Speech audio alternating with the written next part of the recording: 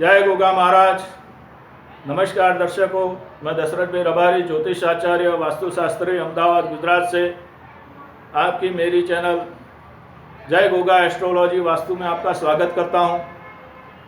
और वास्तुशास्त्र की जो सीरीज हम चला रहे हैं, वास्तुशास्त्र की जानकारी, उसमें अब हम आगे बढ़ते हैं। आगे जैसे हमने अगले एपिसोड में बात किया था वास्तु पुरुष की उत्पत्ति के बारे में और शंकर भगवान की जो हमने उनका विवरण किया था कि वो पृथ्वी के लिए कितने उपयोगी है। शंकर भगवान ही एक पृथ्वी के देवता है, उसकी हमने बात किया था। तब उस चर्चा को आगे बढ़ाते हुए हम देखेंगे कि जो शंकर भगवान की जो चंद्रदेव की हमने बात की था, तो उसके बाद देखिए शंकर भगवान की जटा में गंगा मैया है। अब गंगा मैया का अर्थ पानी होता है, पवित्र जल होता है। और सारा जगत यह जानता है कि एक अच्छा शुद्ध जल, पवित्र जल इंसान के लिए कितना जरूरी है। तो हमको जल बचाना चाहिए, जल को सुरक्षित रखना चाहिए, नदियों को सुरक्षित रखना चाहिए। एक बात हमको जो शंकर भगवान की जटा में से जो गंगा मैया जो बह रही है उससे हमको पता चलता है। और देखिए गंगा के घाट पे आप देखिए, गंगा के किनारे आप देखिए, तो मनुष्य जो है वो गंगा के किनारे काशी घाट पे मोक्ष, शंकर भगवान की काशी नगरी जो है वो गंगा नदी पे है। काशी के वासी शंकर भगवान जो है वो मोक्ष, अगर किसी को मोक्ष चाहिए तो उसे काशी बनारस जाना चाहिए। तो काशी जो नगरी है वो गंगा किनारे है। और गंगा देखो हमारे सारे जन्मों के पाप धोती है। और ऐसी स्वच्छ गंगा जो हिमालय से बहती हुई ठेठ कलकत्ता गंगा सागर तक जाती है। तो हमको चंद्र का वर्णन मनुष्य के लिए उपयोगी मिल गया, गंगा मैया पानी का कितना हमको जरूरी है वो उपयोग मिल गया। अब तीसरे जो है देखो, अब जैसे जैसे हम शंकर भगवान का चित्र का वर्णन करते हैं तो हमें यहाँ उनके कपाल में उनका तीसरा नेत्र हमको मिलता है। तीसरे नेत्र में आप देखेंगे तो यहाँ पे मनुष्य की बुद्धि आती है, मनुष्य की शक्ति आती है। और तीसरे नेत्र से हमने ऐसी कथा सुनते हैं कि जब भगवान शिव का तीसरा नेत्र खुलता है तो सारी दुनिया जल के भस्म हो जाती है। यानी कि अगर इंसान अपनी बुद्धि का, अपने दिमाग का अगर सही उपयोग करे तो वो दुनिया को एक अच्छा माहौल भी दे सकता है। और अपनी बुद्धि का गलत उपयोग करे तो वो दुनिया को बिगाड़ भी सकता है। जैसे कोई अपनी बुद्धि का उपयोग करके न्यूक्लियर बम बना देते हैं, ऐसे बड़े बड़े परमाणु बम बना देते हैं। वो क्या है, अपने मस्तिष्क का ही उपयोग करते हैं।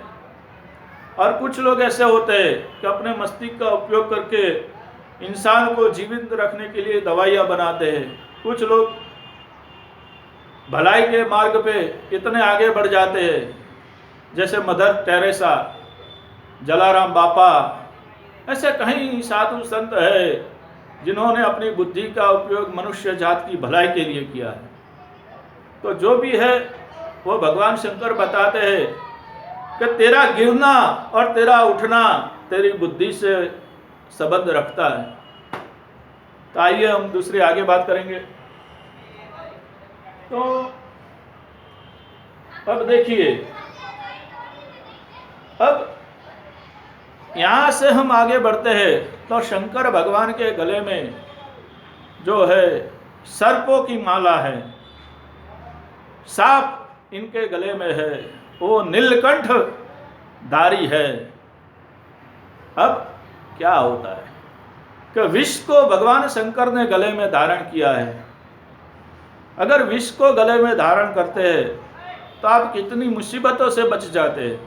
आप सोचिए कि ये जो अपनी जबान है वो कहीं कहीं लोगों के संबंध बिगाड़ देती है और कहीं लोगों के संबंध सुधार देती है। तो भगवान शंकर ने हमें यह उपदेश दिया कि तुम विष को अंदर रखो, बाहर मत निकालो, किसी के बारे में बुरा मत बोलो। बुरा बोलोगे तो आपको बुरा ही मिलेगा। और दूसरी बात, जब विष की बात आती है, जहर की बात आती है, तो देखिए जहर हमारे मानव जीवन के लिए कितना उपयोगी है। जो जहर है उससे आजकल दवाइयाँ बनती है। कहीं सांपों के जहर होते हैं, कुछ किसी अलग अलग प्राणी के, बिच्छू के, या ऐसे कैसी जहरी जीव जंतु के जहर होते हैं। वो जहर का उपयोग बहुत सी ऐसी दवाइयाँ बनाने में होता है, किसी कैंसर की दवाई बनाने में होता है। आज का मेडिकल साइंस उसका भरपूर उपयोग कर रहा है और जहर से मनुष्य की रक्षा की जाए ऐसी दवाइयाँ बनाते हैं। यानी कि ये तीसरा उदाहरण मिलता है। देखो, हम वास्तुशास्त्र की बात कर रहे हैं और भूमि की बात कर रहे हैं, इस दुनिया में कैसे जीना है, वो पूरा वास्तुशास्त्र का सार, जीवन का सार, ज्योतिष का सार सारा शंकर भगवान ने दिया है। वो मैं आपको बता रहा हूँ। अब दूसरी बात, अब इससे हम आगे बढ़ेंगे तो यहाँ देखते हैं कि शंकर भगवान के हाथ में डमरू है। देखिए कैसे मस्त बात। शंकर भगवान के हाथ में डमरू यानी कि एक संगीत वाद्य। शंकर भगवान ने मनुष्य को बताया कि हे मनुष्य, तुझे नाचना है। देखो, शंकर भगवान भी नाचे थे, नटराज, उनका जैसा कोई डांसर नहीं था, उनके जैसा कोई नृत्य कलाकार नहीं था। आज भी नृत्य की साधना करने वाले, संगीत की साधना करने वाले नटराज की पूजा करते हैं। अगर वो नटराज की पूजा नहीं करेंगे तो उनकी संगीत साधना कभी पूरी नहीं होगी।